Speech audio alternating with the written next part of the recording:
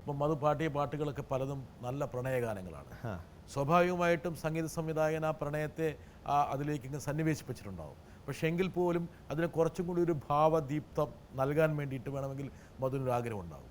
തീർച്ചയായിട്ടും. അപ്പോൾ ഒന്നും കൂടി ഒരു ഇംപ്രവൈസേഷൻ അത് എനിക്ക് മാത്രമല്ല ഏതൊരു ഗായകനും അത് അവരുടെ ഒരു ഉത്തരവാദിത്വമാണ് ആ പാട്ട് മനോഹരമാക്കുക. പ്രണയഗാനമാണെങ്കിൽ അത് മാക്സിമം പ്രണയം അതിലേക്ക് കൊണ്ടുവരണം എന്നുള്ളത് ഏതൊരു ഗായകൻ്റെയും ഒരു ദൗത്യമാണ്. അതിൻ്റെ സാന്ദ്രത, തീഷ്ണത, തീവ്രതയെല്ലാം തീർച്ചയായും. പക്ഷേ മധുവിന് ഏറ്റവും ഫ്ലെക്സിബിളായിട്ട് ഈ പറഞ്ഞ ഫ്രെയിമിലേക്ക് നിന്നുകൊണ്ട് പക്ഷേ ഒരുപാട് ഇംപ്രവൈസേഷൻ ചെയ്തൊരു ഗാനം ഏതായിരിക്കും മധുവിൻ്റെ ജീവിതത്തിൽ, മധുവിൻ്റെ ഒരു സിനിമ കരിയറിൽ? അങ്ങനെ ചെയ്തിട്ടുള്ള ഇഷ്ടംപോലെ പാട്ടുകളുണ്ട്.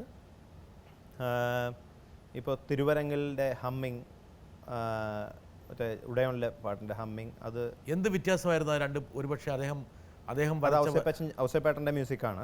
നല്ല ഹൈ പിച്ചാണ്, ഭയങ്കര ഹൈ പിച്ചായിട്ടുള്ളൊരു ഹമ്മിങ് ആണത്. അതിൽ എൻ്റേതായിട്ടുള്ള ചില വ്യത്യാസങ്ങൾ ഇംപ്രവൈസ് ചെയ്തിട്ടുണ്ട്. അത് ഔസേപ്പേട്ടൻ നല്ല രീതിയിൽ അംഗീകരിക്കുകയും ചെയ്തു. പിന്നെ കുട്ടൻചേട്ടൻ ചില ഇംപ്രവൈസേഷൻ വളരെയധികം നമ്മളെ അംഗീകരിക്കുന്ന ഒരു വ്യക്തിയാണ്. നമ്മൾ എന്തെങ്കിലും ചെയ്തു കഴിഞ്ഞാൽ നല്ലതാണെങ്കിൽ അത് അക്സെപ്റ്റ് ചെയ്യുന്ന ഒരു വ്യക്തിയാണ്. എന്തായാലും തമിഴിൽ ഒരുപാട് പാട്ടുകൾ വിദ്യാസാഗർ നൽകി. അതുപോലെ ചന്ദ്രമുഖി എന്നുള്ള സിനിമയിലെ ആ പാട്ട് ഒരുപക്ഷെ മധുവിന് ഒരുപാട് പ്രശസ്തി നേടിക്കൊടുത്തൊരു പാട്ട്. തീർച്ചയായിട്ടും. ആ പാട്ട് എനിക്ക് തോന്നുന്നു മധുവിനെ ഒരു മുൻനിര ഗായകനായിട്ട് പ്രതിഷ്ഠിച്ചു. ആശാജിയെ പോലുള്ള ഒരാളുടെ കൂടെ പാടാൻ കഴിയുന്ന ഒരു സൗഭാഗ്യം ആ പാട്ട് നമുക്ക്. തീർച്ചയായിട്ടും. ആശാജിയുടെ കൂടെ പാടുമ്പോൾ ഒരു പേടിയുണ്ടായിരുന്നു, ഭയം ഉണ്ടായിരുന്നു. ആശാജി എന്നെക്കാളും മുമ്പ് പാടിപ്പോയി. പക്ഷെ എങ്കിലും അതിനോട് മാച്ച് ചെയ്യണം. അതെ അല്ലേ? വലിയൊരു ഉത്തരവാദിത്വം. തീർച്ചയായിട്ടും. അത് ഒരു സസ്പെൻസ് പോലെ വെച്ചേക്കായിരുന്നു അവര്. എന്നെ മുരുകൻ വിളിച്ചു, വിദ്യാസാഗർ സാറിൻ്റെ അവിടെ നിന്ന്. മുരുകൻ വിളിച്ചിട്ട്, അണ്ണാ நீங்கள் நாளைக்கு கிளம்பி வந்துருங்க, நீங்கள் ஒரு ஸ்பெஷல் சாங் பாட போகிறீங்க. அப்போ அது எந்த சாங்? இப்போ பாட போகிறது வந்து ரஜினி சார் படம். அப்போ அப்போ பயங்கர இதாகி. ஆனால் யார் கூட பாடியிருக்கான்னு நான் சொல்ல மாட்டேன், அது நீங்களே கண்டுபிடிக்கணும். ஸ்டுடியோவில் வந்து நீங்கள் பாட்டு போட்டு தரேன், நீங்களே കണ്ടുപിടിക്കണമെന്ന് പറഞ്ഞു. അതിന് ഞാൻ അവിടെ സ്റ്റുഡിയോയിൽ ചെന്ന് പാട്ട് പഠിക്കാനായിട്ട് ഇട്ട് വന്നു. അപ്പോൾ വിദ്യാസാഗർ സാർ എന്നോട് ഒരു പഴയ പാട്ടിൻ്റെ ഇത് പറഞ്ഞിട്ട് അതിൽ ദാസേട്ടൻ്റെ വോയിസ് എത്ര സ്വീറ്റാണെന്ന് കണ്ടോ, അതുപോലെ ആ പാട്ടിൻ്റെ ആ ഫ്ലോ അതുപോലെ തന്നെ വരണം ഈ പാട്ടിലും, നല്ല മധുരമായിരിക്കണം. അതെ എന്ന് പറഞ്ഞു. അത്രയും അടുത്ത് എനിക്ക് പറഞ്ഞു തന്നു. എന്നിട്ട് പാട്ട് പ്ലേ ചെയ്തു. അപ്പോൾ ഫീമെയിൽ വെർഷൻ മാത്രം ഇങ്ങനെ കേട്ടു. ഇങ്ങനെ കേട്ടപ്പോഴത്തേക്കും എനിക്ക് മനസ്സിലായി ജാനകി അമ്മയാണോ എന്ന് തോന്നി. അല്ല, ജാനകി അമ്മയല്ല. പിന്നെ എനിക്ക് മനസ്സിലായി ആശാജിയാണെന്ന്. എനിക്ക് ഭയങ്കര പറഞ്ഞറിയിക്കാൻ പറ്റാത്ത ഒരു സന്തോഷമായിരുന്നു. അങ്ങനെയാണ് ആ പാട്ട്. മധുര ഉത്തരവാദിത്വം വർദ്ധിച്ചു. തീർച്ചയായിട്ടും. കാരണം ഉള്ളിലൊരു പേടിയും തോന്നി. ആശാജിയുടെ പാട്ട് ആശാജി പാടി വെച്ചിരിക്കുന്നു, 2 രജനി സാറാണ്. അതെ.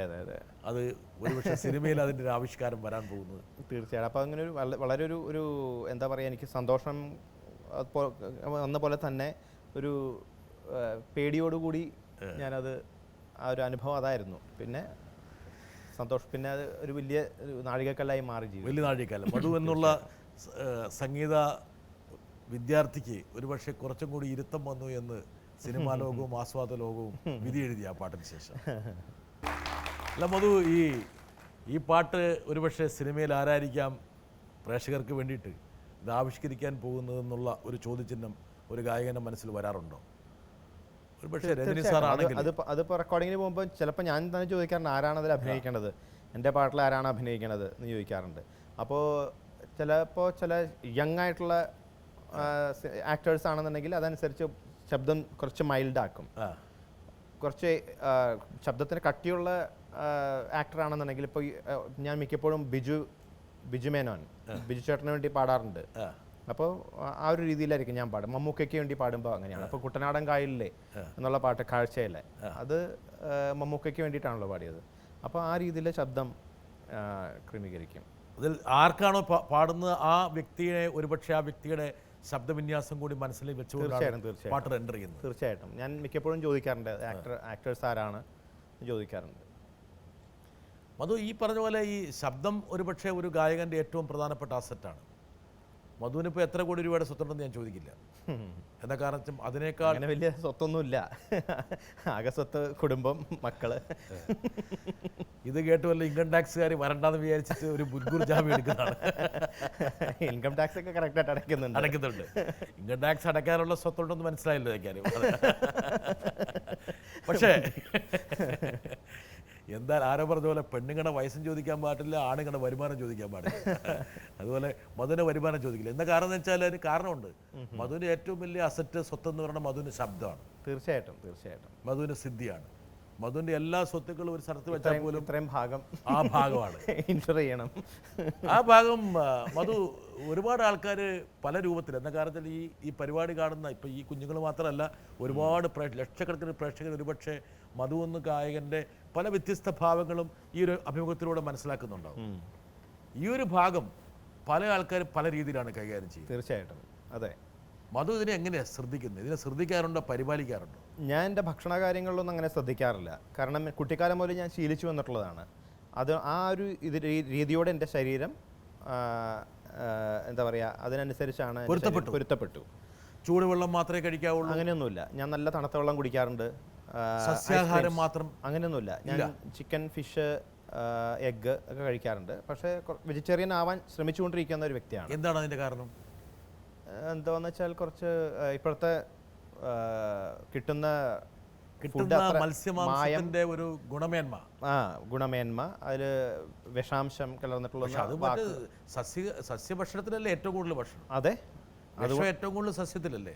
അതെ. പക്ഷേ ഇപ്പോൾ കിട്ടുന്ന ഫിഷിലും ലെഡ് അങ്ങനെയുള്ള അമോണിയ ഒക്കെ കൂടുതലാണെന്ന് പറഞ്ഞു കേൾക്കുന്നു. അപ്പോൾ അതല്ലാതെ മറ്റ് പാട്ടിനെ ബാധിക്കുമെന്നും ശബ്ദത്തെ ബാധിക്കുന്നു അത് അങ്ങനെയല്ല. ഞാൻ അങ്ങനെ ആ രീതിയിൽ ശബ്ദം സൂക്ഷിക്കാൻ വേണ്ടി അങ്ങനെ അത്ര അധികം ശ്രദ്ധിക്കാറില്ല. എന്ന് വെച്ചാൽ തണുപ്പ് അധികം കൊള്ളാതെ ശ്രദ്ധിക്കും.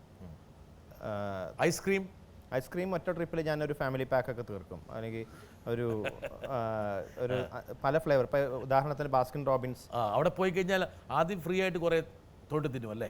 അതെ. എല്ലാത്തിനും ടേസ്റ്റ് അറിയും. അങ്ങനെ ഇഷ്ടപ്പെടുന്ന ഫ്ലേവേഴ്സ് എല്ലാം ഓരോന്ന് വാങ്ങിക്കും. അത് ഞാൻ മാത്രമല്ല, എൻ്റെ ഫാമിലി മൊത്തത്തിൽ. അപ്പോൾ നിങ്ങൾ കടയിലേക്ക് കയറി കഴിഞ്ഞാൽ ബാസ്കറ്റ് റോബിൻസുകാരൻ ഒരു പേടിയാണ്. അല്ല, അത് കഴിഞ്ഞിട്ട് അവർക്ക് സന്തോഷമാവും. ആദ്യത്തെ ഒരു ബുദ്ധിമുട്ട് മാത്രമേ ഉള്ളൂ. പിന്നെ അപ്പോൾ അതിൽ പല ഫ്ലേവേഴ്സ് ഉണ്ട്, പല ടേസ്റ്റുള്ള പല ഫ്ലേവേഴ്സ് ഉണ്ട്. അപ്പോൾ അത് നമ്മൾ കഴിക്കും. മിൽമയുടെ ആയാലും ശരി, ഐസ് സ്റ്റിക്സ്, ഇത് ചോക്കോ ബാറും ഇതില്ലേ, അതൊക്കെ ഇഷ്ടംപോലെ കഴിക്കും. ഒന്ന് സ്റ്റേജിലേക്ക് കയറുന്നതിന് മുമ്പ് അല്ലെ സ്റ്റുഡിയോയിലേക്ക് കയറുന്നതിന് മുമ്പ് ഈ പറഞ്ഞ തണുപ്പൊന്നും കഴിക്കാൻ പാടില്ല അങ്ങനെയൊക്കെയുള്ള അങ്ങനെയൊന്നുമില്ല. ഐസ്ക്രീം കഴിച്ച ഉടനെ തന്നെ സ്റ്റുഡിയോയിൽ കയറി പാടിയിട്ടുണ്ട്. ഈവൻ യൂത്ത് ഫെസ്റ്റിവലിൽ സ്കൂളിൽ പഠിക്കുമ്പോൾ യൂത്ത് ഫെസ്റ്റിവലിന് സ്റ്റേജിൽ കയറാൻ തൊട്ട് മുമ്പ് സൈക്കിളിൽ ഐസ് സ്റ്റിക്സ് വിൽക്കുന്നില്ലേ, അത് കഴിച്ചിട്ട് ഞാൻ കയറി പാടിയിട്ടുണ്ട്.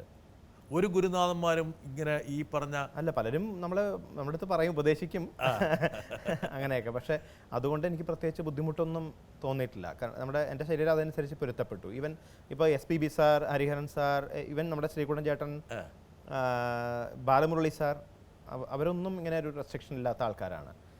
ബാലമുരളി സാർ കച്ചേരിക്ക് തൊട്ട് മുമ്പ് സംഭാരത്തിൽ ഐസ് ക്യൂബ് ഇട്ട് ആ സംഭാരവും ഐസ് ക്യൂബും കടിച്ചതിന് ശേഷമാണ് കച്ചേരിക്ക് പോകുന്നത്.